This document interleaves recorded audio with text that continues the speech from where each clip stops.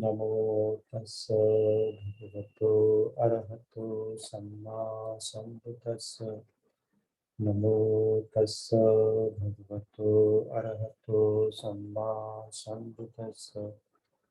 नमो तस्स भगवतो अरहतो सम्मा सम्बुद्दस्स।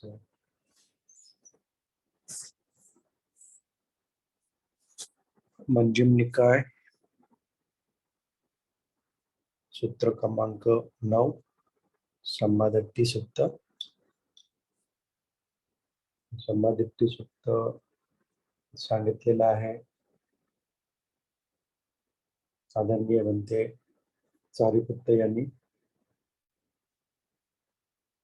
आतापर्यंत सम्मादिट्ठीचे आपण 4 भाग केलेले आहेत। आजचा हा 5वा भाग। पुन्हा एकदा आधी जे झालं आहे त्याच्याबद्दल थोडक्यात समजून घेऊ। या सूत्राचे पठण झालेलं आहे जेतवनामध्ये, श्रावस्तीमध्ये। तिथे नेहमी भगवान बुद्धांना भेटायला दुरून दुरून भिक्खू यायचे आणि जेव्हा ते भगवान बुद्धांची भेट घ्यायची, भेट झाल्यावरती भगवान बुद्ध आवर्जून त्यांना सांगायचे की तुम्ही सारिपुत्तांची भेट घ्या।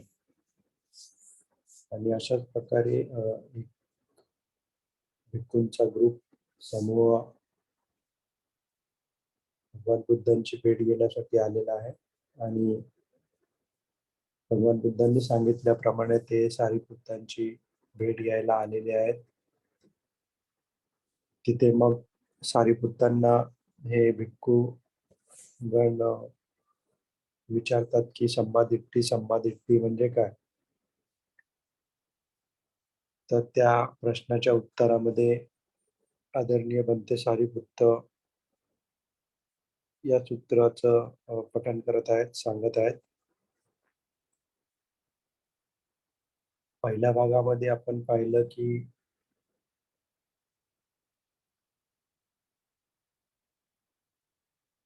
दहा अकुशल काय आहेत, त्या 10 अकुशलचं मूळ काय आहे। दुसऱ्या भागामध्ये 10 कुशल काय आहे, त्या कुशलचं मूळ काय आहे। तिसऱ्या भागामध्ये आहाराचं मूळ काय आहे, आहाराचा निरोध काय आहे। आणि चौथ्या भागामध्ये दुःखाचं मूळ काय आहे, दुःखाचा निरोध काय आहे हे पाहिलेलं आहे। तर जे नवीन साधक आहेत त्यांच्यासाठी पुन्हा एकदा मी थोडक्यात हे पहिले 4 भाग सांगत आहे। धम्ममंगलम YouTube वरती हे 4 भाग आहेत। तर नवीन साधकांनी नक्की हे 4 भाग ऐकावेत, जेणेकरून त्यांचं या सूत्राचं जे अर्थ आहे तो नक्की समजेल। तर पहिल्या भागामध्ये आपण पाहिलं की 10 अकुशल काय आहेत। 3 कायेचे, 4 वाचेचे आणि 3 मानसिक अकुशल आहेत। 3 कायेचे अकुशल आहेत पानातिपाता, आदिन्नदाना, कामे सुमिच्छाचारा म्हणजे प्राणीहत्या, चोरी किंवा जे दिलं नाही ते घेणं, आणि कामे सुमिच्छाचारा म्हणजे डोळे, नाक, शरीर, मन याने गैरवर्तन करणे। वाचेचे 4 अकुशल आहेत मुसावादा, पिशुनवाचा, परुषवाचा आणि संपलप्पा। मुसावादा म्हणजे खोटे बोलणे, पिशुनवाचा म्हणजे चाडी करणे, परुषवाचा म्हणजे टोचून बोलणे, संपलप्पा म्हणजे निरर्थक बडबड। हे 4 वाचेचे अकुशल। मानसिक अकुशल कुठले आहेत? लोभ म्हणजे ग्रीड, व्यापाद, इलविल, दुष्टबुद्धी, अनेमिच्छादिट्ठी हे 3 मानसिक अकुशल आहेत। दुसऱ्या भागामध्ये त्याचं मूळ काय आहे, तर या 10 अकुशलचं मूळ आहे लोभ, द्वेष, मोह.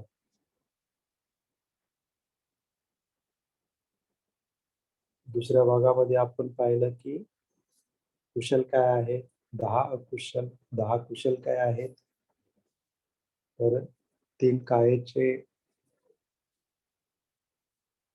कुशल आहेत, 4 वाचेचे कुशल आहेत आणि 3 मानसिक कुशल आहेत.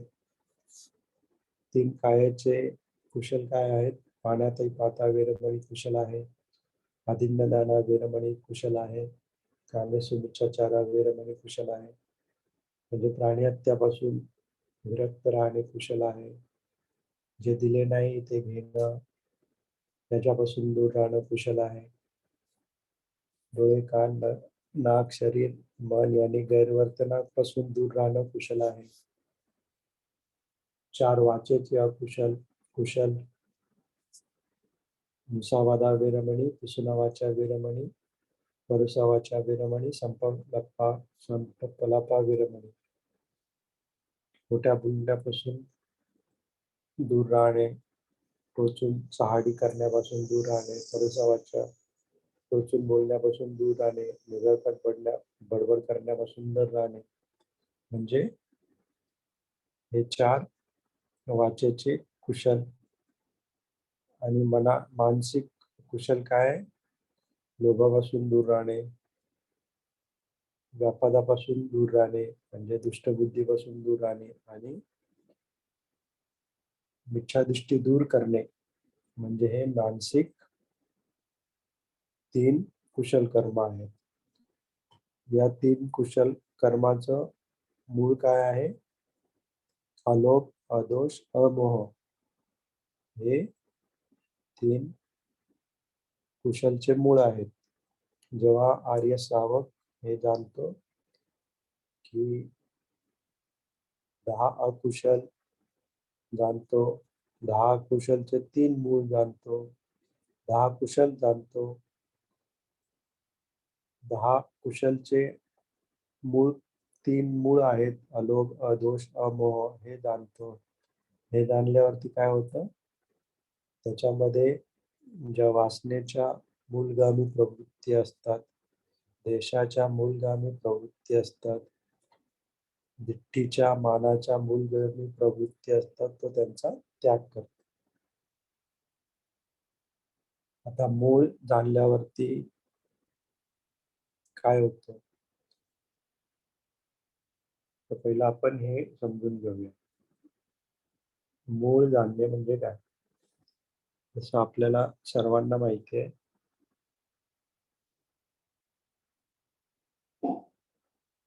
झाड आणि त्याचं मूळ या 2 आपल्याला मुळांच्या परिप्रेक्षामध्ये माहिती आहे.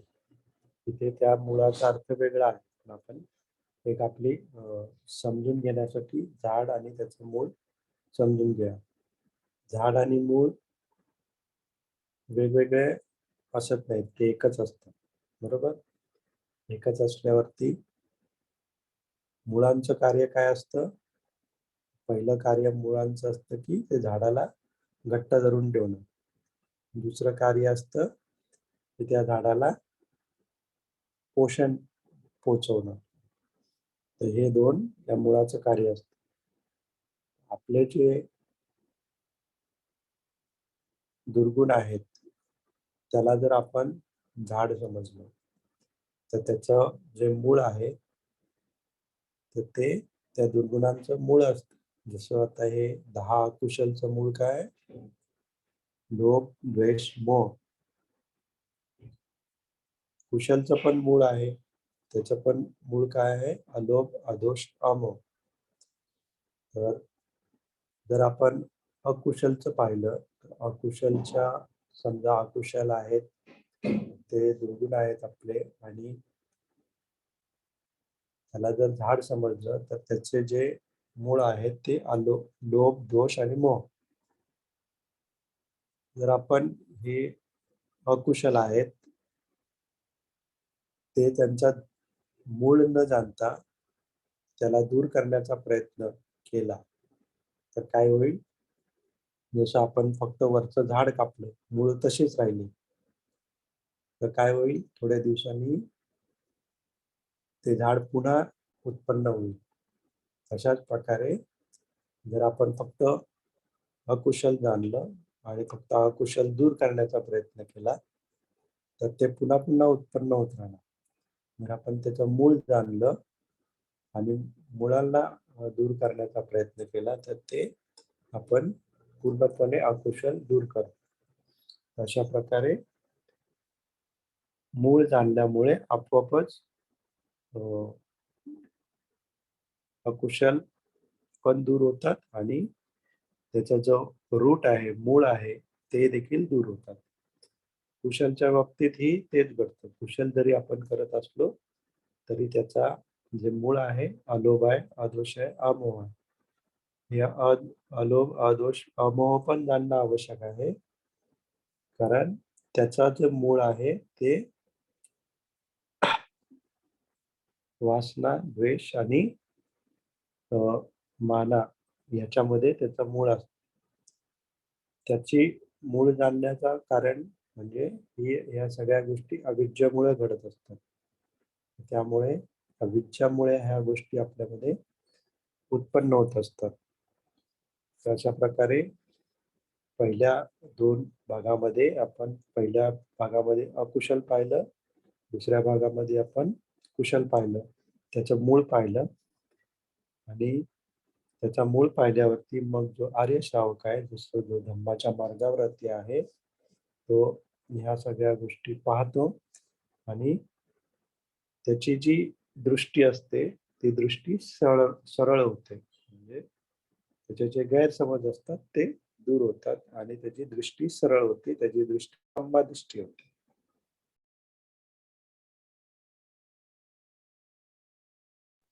तिसऱ्या भागामध्ये आपण काय पाहिलं? तिसरा भाग होता आहाराच्या बाबतीत. आहाराच्या बाबतीत म्हणजे आहार म्हणजे काय? आहाराचं मूळ काय? आहाराचा निरोध काय? आणि आहाराच्या निरोध मार्गावरती कसं काय चालायचं? तर हे सेम आहे जसं दुःख, दुःखाचं मूळ, दुःखाचा निरोध आणि निरोधाचा मार्ग. तर आहार 4 प्रकारचे आहार आहेत. पहिला प्रकार आहे तो भौतिक आहार, जो शरीराला आपल्याला लागतो. दुसरा आहे ते स्पर्श, म्हणजे जे आपले 6 इंद्रियांना जे स्पर्श होतात. तिसरं आहे मनोसंचेतना, जसं रूप संचेतना, शब्द संचेतना, गंध संचेतना, जे 6 ह्याच्यावरती मानसिक आवेग उत्पन्न होतात, ते देखील आहार आहेत. जसे अभिधम्मांमध्ये सांगितल्याप्रमाणे 52 चेतसिका देखील आहार आहेत आणि 4 विज्ञान, हे जे 4 विज्ञान आहेत ते देखील आहार आहेत. तर आपण पाहिलं की जे भौतिक आहार आहे तो तर आपल्या शरीराला आवश्यक आहे. कारण त्याच्यामुळे आपलं पोषण होत असतं.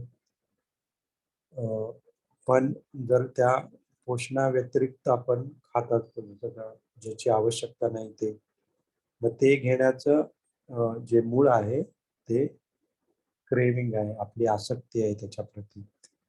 आणि जे आपले जे आपले फर्स्ट जे आहार आहे दुसरा, जो संपर्क होत आहे, ते देखील आपल्याला आवडतंय म्हणून आपण पाहतो किंवा कानाला आवडतंय म्हणून पाहतो. तर अशा प्रकारे फर्स्टचं देखील त्याच्या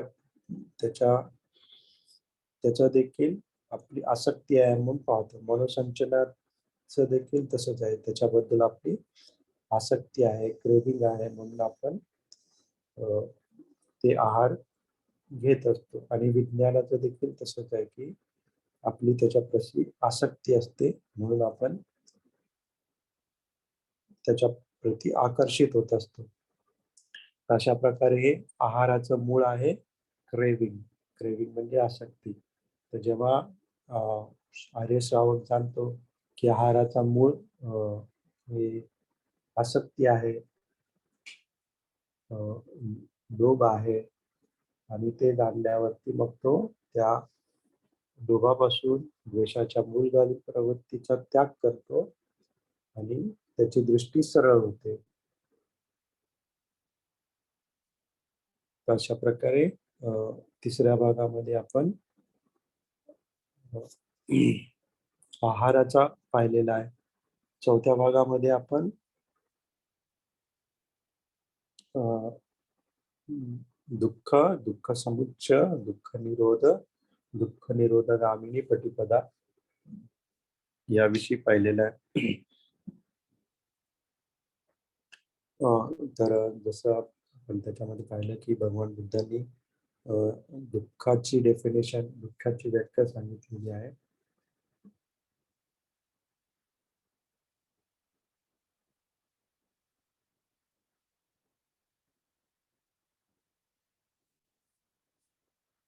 जाति भी दुःखा, जरा भी दुःखा, व्याधि भी दुःखा, मरणं भी दुःखा, शोक परिदेव दुःख, दोमनस्य दुःखा, यम्पि इच्छं न लब्धि तम्पि दुःखम, संकीर्तेन पंच उपादान खंडा दुःखा.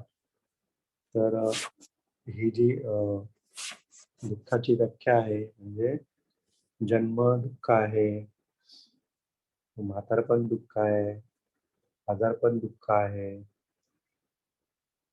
मरण दुःख आहे, शोक परिदेव, शोक करणे, संताप दुःख आहे, परिदेव म्हणजे भिन्न परिस्थितीत क्रंदन करणे दुःख आहे, शरीरावरती जे दुःख उत्पन्न होतं ते दुःख आहे, दोमनस्य म्हणजे मनाची वेदना दुःख आहे, सोमनस्य म्हणजे सुखद मनाची वेदना दुःख आहे, उपासायस म्हणजे चिंता दुःख आहे, अप्रियही संपयोग म्हणजे अप्रिय व्यक्तीचा संपोग किंवा अप्रिय घटनेचा संपर्क तो पण दुःख आहे. प्रिय प्रिय ही विपयोग दुःख म्हणजे प्रिय व्यक्तीपासून दूर जाणं ते देखील दुःख आहे. यमपी इच्छम न लभते म्हणजे जे आपली इच्छा आहे ती पूर्ण होत नाही ते देखील दुःख आहे.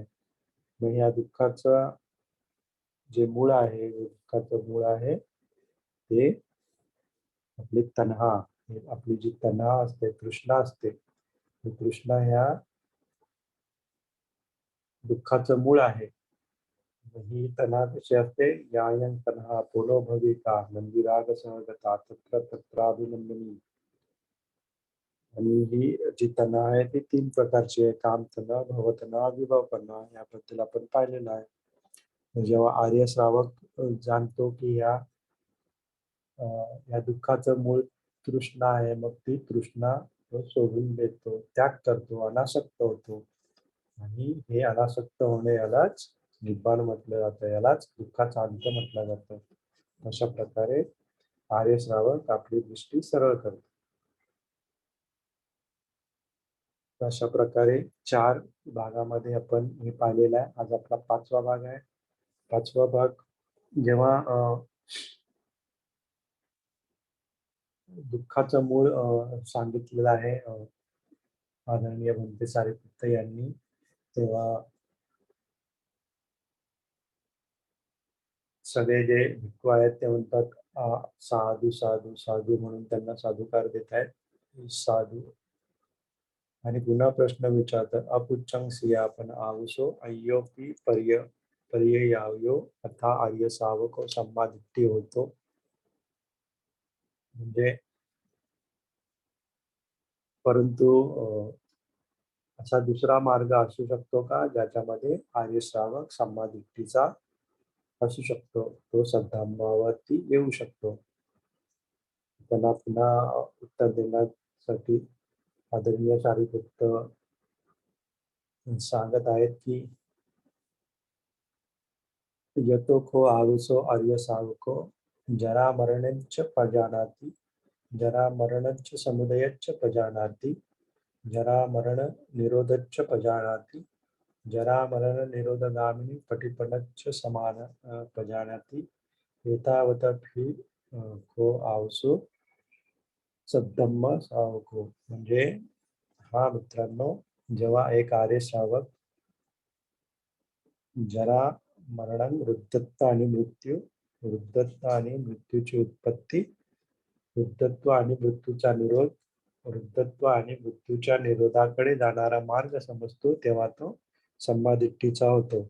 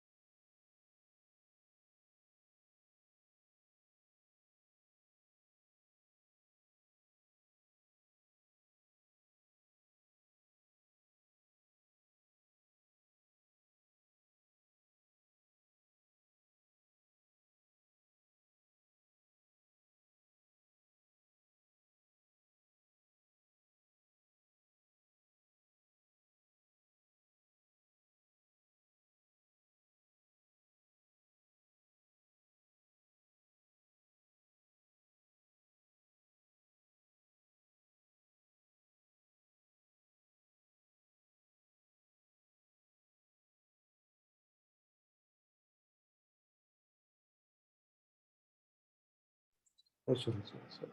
बरोबर. सो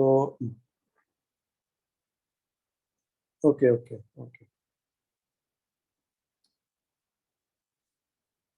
तर म्हणते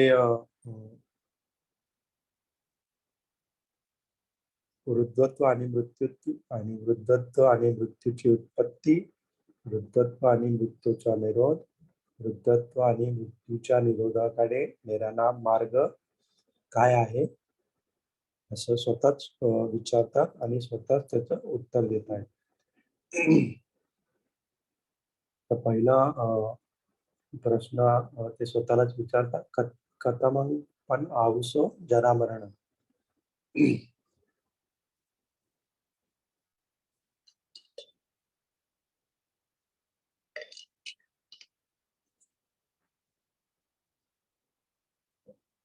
आणि त्याचं उत्तर देताना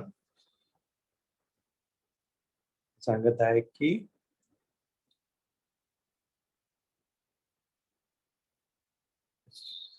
सत्तानं तमी तमी सत्ता निकाये जरा जीर्णता खंडिच्य पलिच्य पालिच्य वलित्तचता आयुनो सहानी इंद्रियानी पारिपाको. म्हणजे वृद्धत्व आणि मृत्यू म्हणजे काय, तर सत्तानंग म्हणजे पूर्ण आपण बीइंग्स, तमी तमी म्हणजे सत्ता निकाय म्हणजे क्रमाक्रमाने, तमी तमी म्हणजे विविध विविध क्रमाने, जरा म्हणजे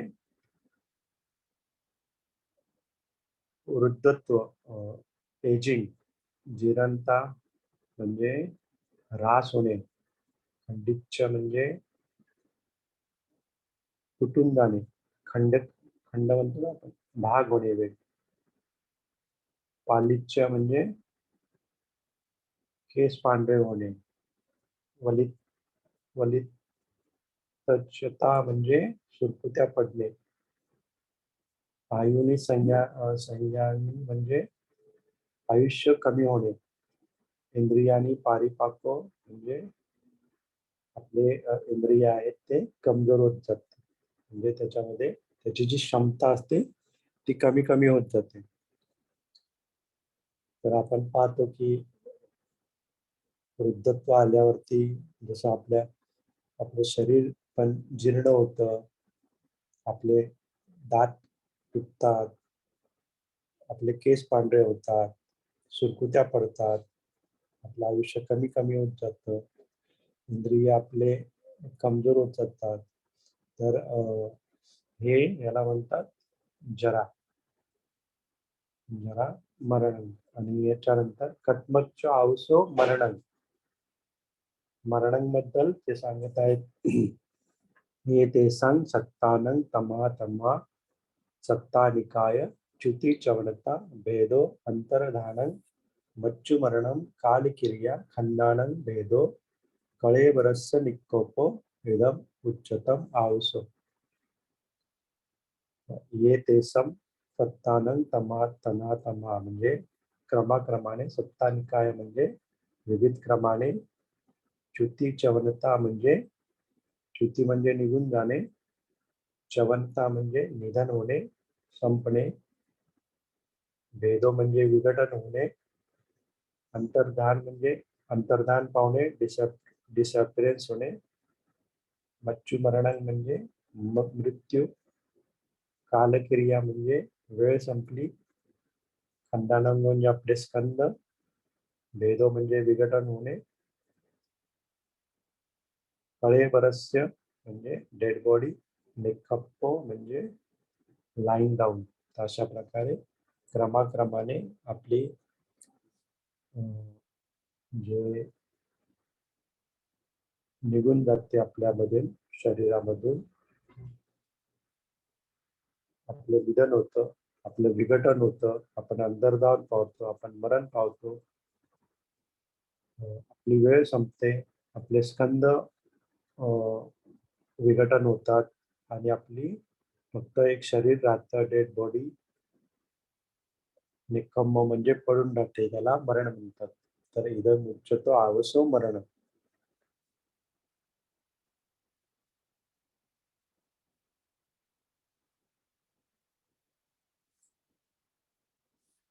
तर जराचं व्याख्या झाली, जरा मरणची व्याख्या झाली.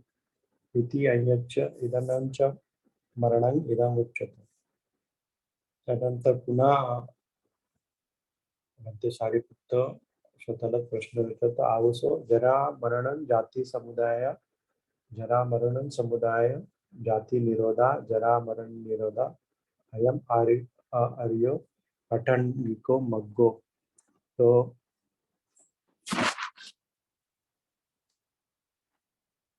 जरा मरण पाहिलं, जरा मरणचं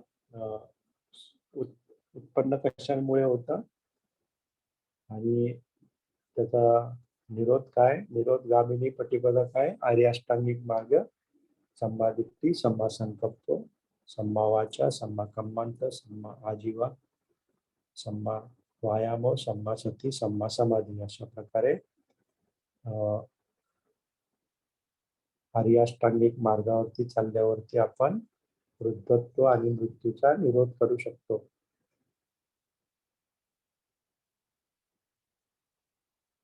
तर या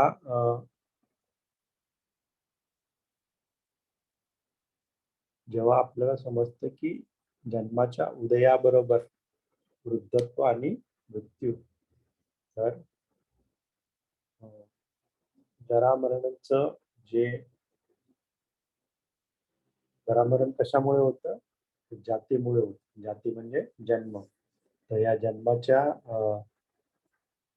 जन्मामुळेच आपण वृद्ध होतो आणि जन्मामुळेच आपण मृत्यू पावतो. तर अशा प्रकारे जर आपण जन्माचा निरोध केला तर वृद्धत्व आणि मृत्यूचा देखील निरोध करू शकतो.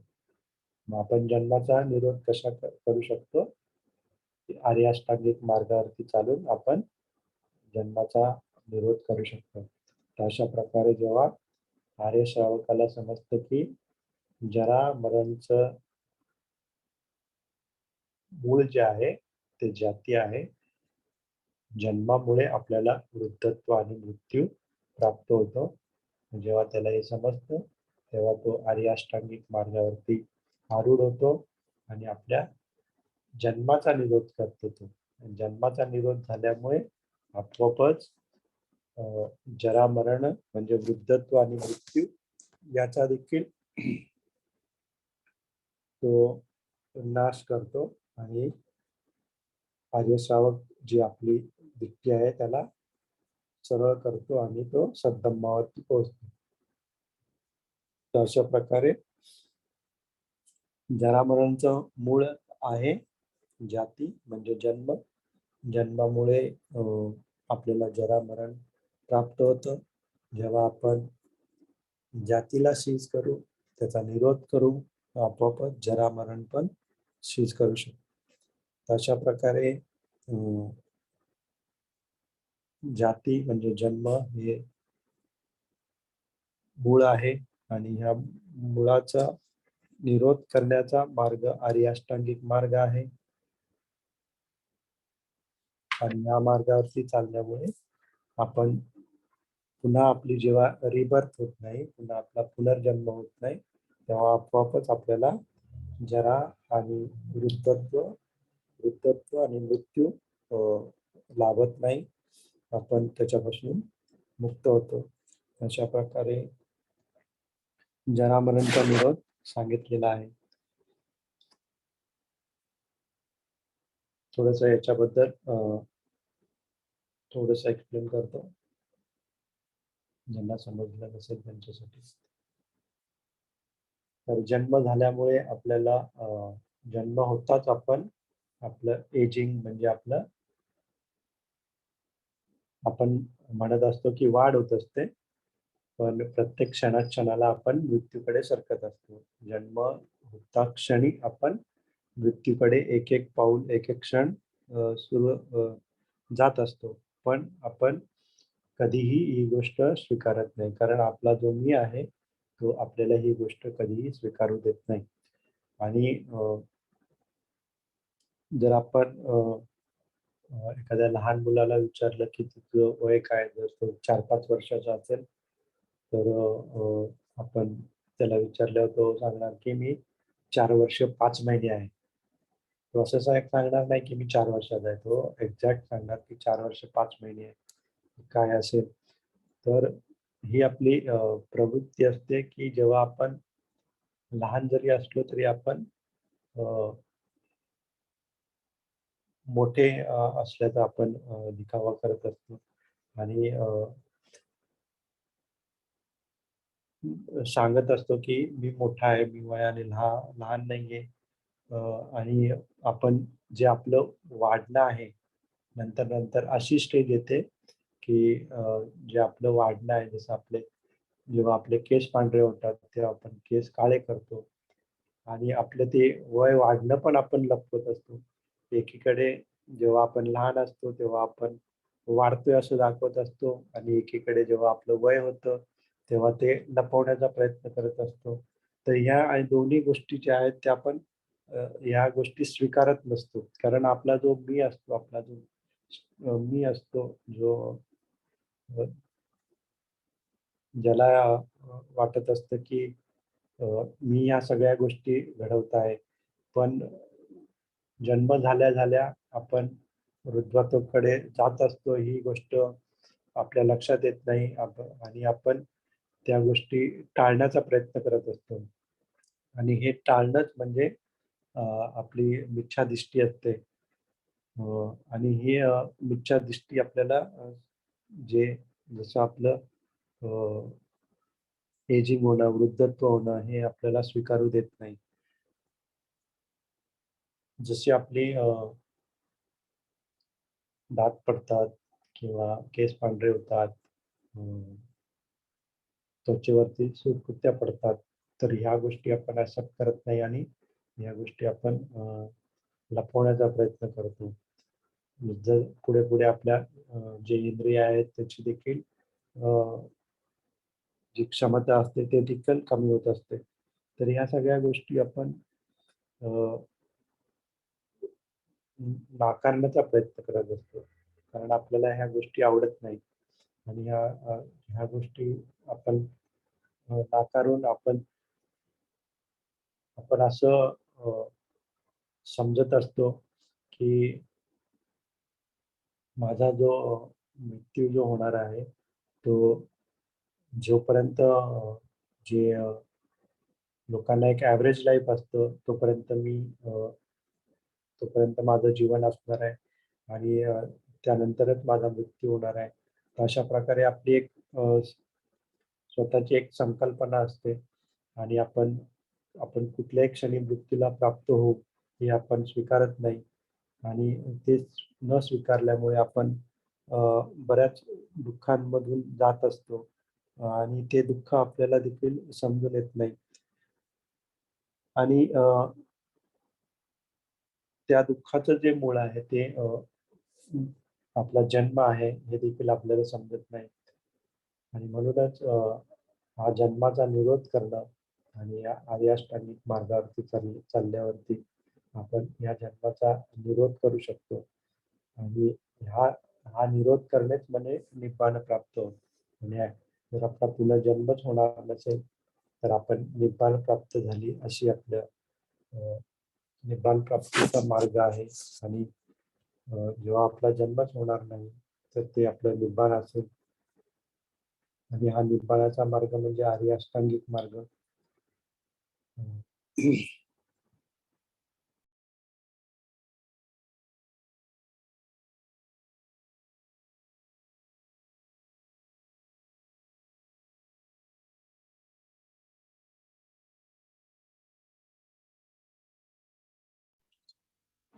तर आपण केव्हाही हे लक्षात घेत नाही, की आपल्या जसं दुःखाच्या ह्याच्यामध्ये व्याधी भी दुःखा म्हणून सांगतात. तेव्हा हे व्याधी दुःख आहे आणि हे दुःख आपल्याला जे प्राप्त झालेलं आहे, हे आपण असं समजतं, की जे जीव जन्माला येतात त्यांना सगळ्यांना वृद्ध होतातच, म्हातारपण येतच, त्यांचा मृत्यू होतोच. पण आपण हे समजून घ्यायला पाहिजे, की आपला जन्म झाला आहे आणि ह्या जन्मामुळे आपल्याला वृद्धत्व आणि मृत्यू प्राप्त होत आहे आणि जेव्हा हे आपल्याला समजेल, तेव्हा आपोआपच आपण त्याचा निरोध समजून घेण्याचा त्याचा उदय समजून घेतला, मग त्याचा निरोध समजून घ्यायचा आहे. त्याचा निरोध समजून घेतल्यावर त्या निरोधाच्या मार्गावरती चालायचं आहे आणि जो त्याचं मूळ आहे, म्हणजे जाती म्हणजे जन्म त्याचा मूळ आहे, त्याला दूर करायचं आहे. अशा प्रकारे बनते सारीपुत्त युक्ते जरा-मरण म्हणजे वृद्धत्व आणि मृत्यू याचं जे मूळ आहे ते जन्म आहे आणि जन्माचा निरोध म्हणजे आर्य-अष्टांगिक मार्गावरती चालणे आणि निब्बाण प्राप्त करणे हे आहे. तर अशा प्रकारे इथे जरा-मरणच्या बाबतीत बनते सारिपुत्तांनी आपल्याला सांगितलेलं आहे. आजच्या ह्या जो समाधिट्टी भाग 5वा आहे याच्यामध्ये इतकंच. साधू, साधू, साधू.